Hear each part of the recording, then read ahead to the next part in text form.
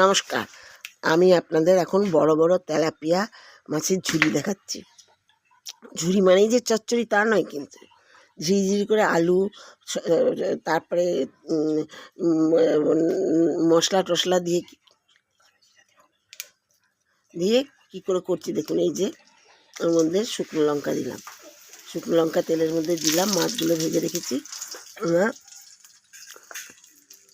এবার গোটা জিরা দিচ্ছি, মানে চচ্চড়িতে যা যায় সেগুলোই দিচ্ছি আর কি। ওই জন্য যে ঝুড়ি, কিন্তু একেবারে ঝুড়ি চচ্চড়ির মতন করবো না, একটু ঝোল ঝোল রাখবো। দিলাম। এবার আমি হলুদ দিলাম, নুন দিলাম, নুন দেব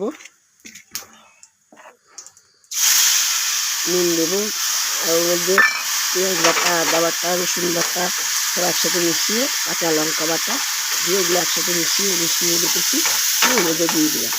দিয়ে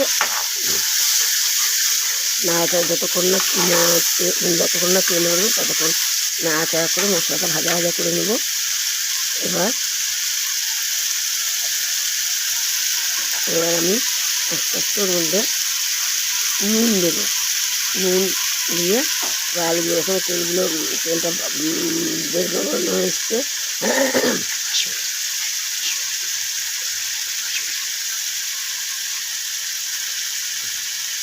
এখনো পুরোপুরি হয়নি। নুন দিয়ে দিলাম, আর একটু নুন লাগবে, দিলাম।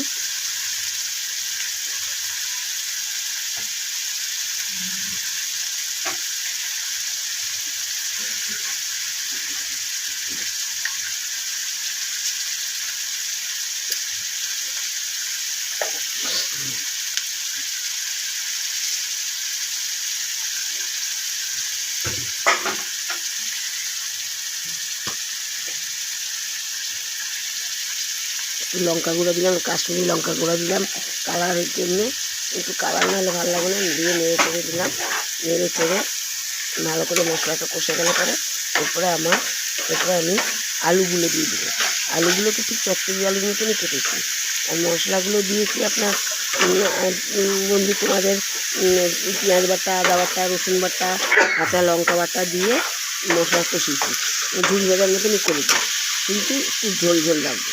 এবার আলুগুলো দিয়ে দিলাম, যখন চচ্চড়ি দিয়েছেন আলুগুলো দিয়ে দিলাম, দিয়ে ওই জন্য আলুগুলো দিয়ে ভালো করে কষিয়ে নিলাম, নেড়ে চেড়ে ভালো করে কষিয়ে নেবো। দিয়ে বড়ো বড়ো তেলাপিয়া মাছের এই যে মাছগুলো, এবার ঝোলটা হচ্ছে মাছগুলো দিয়ে দিলাম, কষিয়ে নিয়ে এবার মাছগুলো